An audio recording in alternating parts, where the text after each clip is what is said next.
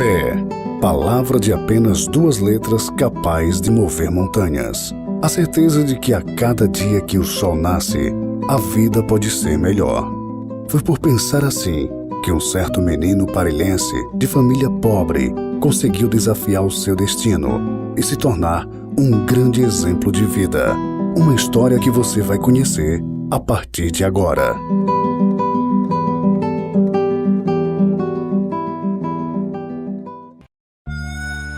Francisco nasceu no bairro Maria Terceira, foi muito pobre, teve uma vida muito difícil. Foi criado pela avó. A mãe dele era alcoólatra, né? E a avó dele tinha uma idade já avançada. Minha mãe criou ele, a minha mãe, mas junto comigo, que eu morava dentro de casa. E eu sou o filho mais velho, né, de uma família de 5 irmãos, todos homens. Eles passaram uma vida difícil, porque eu não tinha marido, eu não tinha emprego e minha mãe era viúva. Nós não tínhamos casa para morar.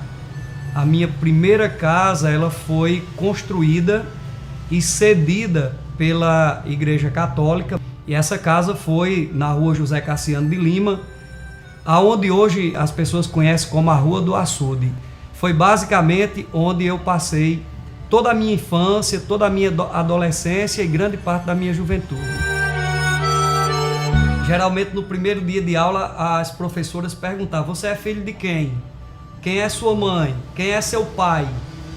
Então era difícil dizer quem era o pai. Eu dava o nome do pai, mas não tinha essa figura presente na minha vida. A minha avó materna, que foi quem passou mais tempo me orientando, cuidando, criando, como a gente fala, ela foi quem me deu, foi quem me repassou, eu diria, os meus primeiros valores éticos, morais. Minhas madrinhas, meus padrinhos, meus colegas de infância, todas essas pessoas o tempo todo estavam me dizendo: não faça o que é errado, não ande com quem faz coisas erradas, estude muito para poder ter um bom futuro.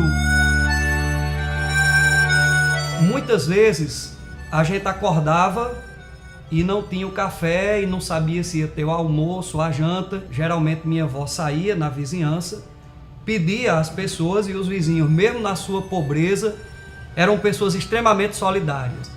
Ou dividiam um pouco do que tinham conosco para a gente não passar fome, ou então me convidavam para almoçar, jantar, tomar café na casa dela. Minha mãe, devido a ver aquela situação de dificuldade que eu ultrapassava, tipo, adotou ele lá em casa e constantemente ele estava lá em casa por mais de 5 anos. Ele sobreviveu lá em casa, sempre almoçava e jantar. Mas a gente às vezes à noite ia comer lá na casa de Alexandrina, que era uma vizinha bem pobrezinha, mas fazia o arroz com leite, a tripa assada e dividia para todo mundo. E roupa era do mesmo jeito. Quando eu fui para a escola eu não tinha tênis, naquele tempo era conga, chamava conga. E o meu primeiro par de conga eu ganhei usado, mas a minha alegria foi tão grande que eu dormi com ele. Tinha toda essa dificuldade, mas a gente brincava tanto, tinha tanta alegria, a amizade era tão saudável com meus colegas de infância lá todos, que essa parte material não me causou tantos transtornos não, né? Porque o ambiente que eu me criei, o ambiente que eu vivi com minha família, com meus amigos de infância, eles supriam muito essa carência material. Minha primeira escola foi a Escola Maria Terceira. Francisco chegava na escola com uma bolsinha na mão, muitas vezes não tinha merenda na escola, com um pouquinho de um lanchezinho para comer. Então ali ele era bem recebido por todos, todo mundo gostava dele, aquela maneira de ser, uma criança educada, meiga, que não era trabalhoso, era um menino estudioso. Como eu não tinha como me destacar do ponto de vista dos bens materiais, de qualquer outra coisa, eu me destacava na escola. Então o fato de estudar, ser uma pessoa quietinha, tirar boas notas, meus colegas queriam fazer trabalhos comigo, iam estudar comigo. Então eu acho que dali eu comecei a perceber que aquele teria que ser o meu caminho. E eu também pensava muito, né? Quando meus irmãos começaram a nascer, eu já era maiorzinho, e eu ficava pensando, eu não quero que meus irmãos passem pelo que eu passei.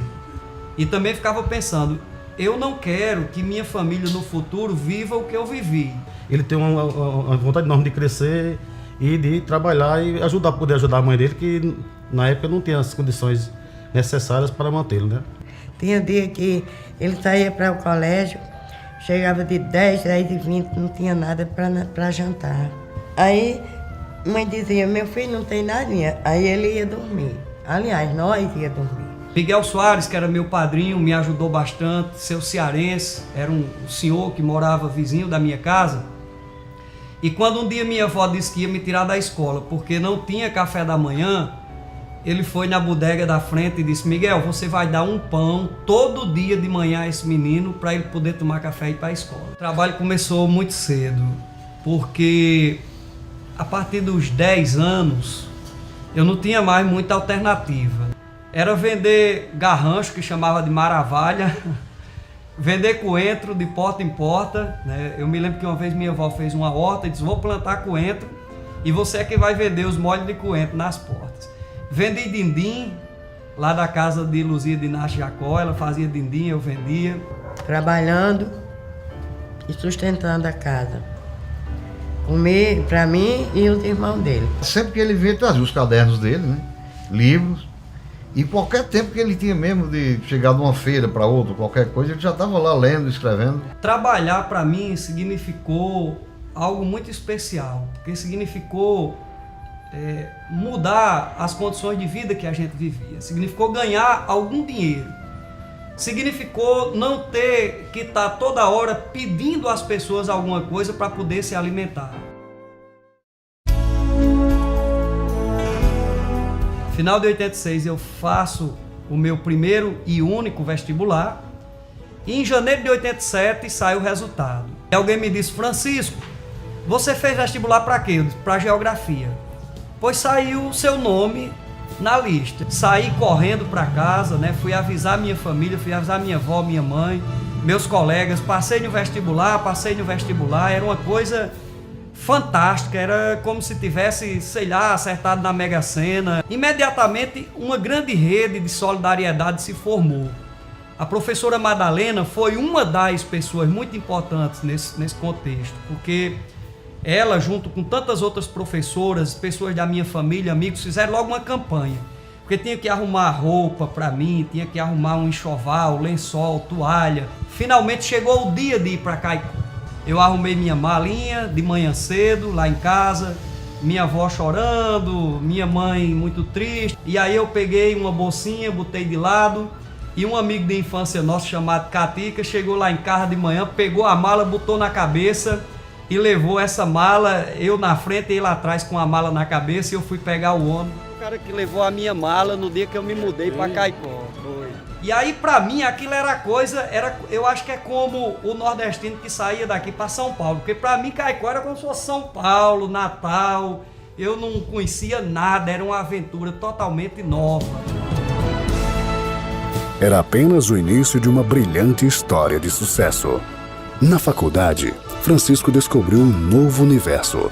Mais uma vez, se destaca nos estudos, mesmo tendo que dividir o seu tempo com o trabalho. Eu lembro que a minha mãe, ela toda semana mandava uma caixinha lá com doces, umas bolachinhas, né? E os colegas também recebiam isso, e o Chico não tinha. E a gente fazia uma divisão com ele, porque ele é um cara espetacular. O Chico, todo mundo conhece Chico aí, é um cara excepcional. Até ele dava aula particular para ganhar um dinheirinho. A gente tinha pouquíssimo dinheiro e o Chico não tinha nada. Então, para ele sobreviver lá, para poder ir uma festinha, ele dava aula particular para ganhar um dinheirinho lá. E logo no segundo ano do curso de Geografia eu fui convidado para ser professor. Eu sabia que eu não podia ser só o professor, eu tinha que ser o professor. O professor se destacou na região e passou a ensinar nos mais conceituados colégios do estado e na mais importante universidade privada do Rio Grande do Norte. Mas antes disso, Francisco tinha descoberto também outra grande paixão: a política. Ele já tinha o dom da política. Nós lançamos Chico lá como presidente do diretório acadêmico lá, assim que ele chegou lá, com aquela desenvoltura dele de falar, de apresentar as coisas, de inteligência que ele tem. E aquela ideia foi pegando na faculdade e todo mundo abraçou.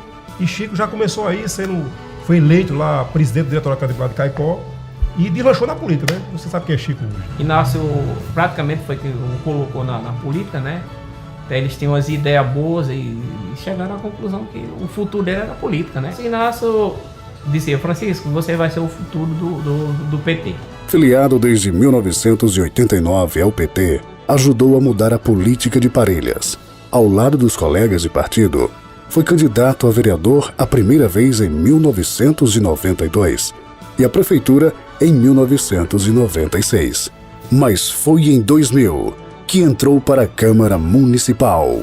Deixou o emprego de professor universitário para se tornar um dos mais atuantes vereadores do Legislativo parelhense. Reeleito em 2004, contribuiu com o crescimento do município, trazendo para perto a administração da deputada Fátima Bezerra. Quando a deputada Fátima Bezerra, sendo da oposição, começou a mandar verbas para nós, então os nossos deputados acordaram mais, né? Então eles passaram a nos ajudar mais e cada um queria fazer a sua parte. E o resultado é que Parelhas hoje está vivendo um momento maravilhoso. Francisco transformou Parelhas em um canteiro de obras, melhorou a infraestrutura, construiu casas para quem mais precisava, formou mão de obra qualificada, contribuiu para a geração de empregos, elevou os índices da educação, incentivou a prática de exercícios e investiu na saúde. Meu pai tem 80 anos e meu pai me confidenciava que nunca viu em Parelhas um prefeito para trabalhar mais que Chico. É um orgulho muito grande para toda a geração que teve com ele. Ele nunca mudou, não. Nunca. É o Francisco de ontem, de hoje e que eu será de sempre. Eu tenho que ser solidário com as pessoas, é uma obrigação minha, porque elas foram solidárias comigo. Tudo que eu tenho na vida eu agradeço muito a Deus e ao povo que me ajudou ao longo de toda a minha história. Não há como eu ter outro comportamento a não ser o do trabalho, o da busca constante por este trabalho que possa efetivamente melhorar a qualidade de vida das pessoas.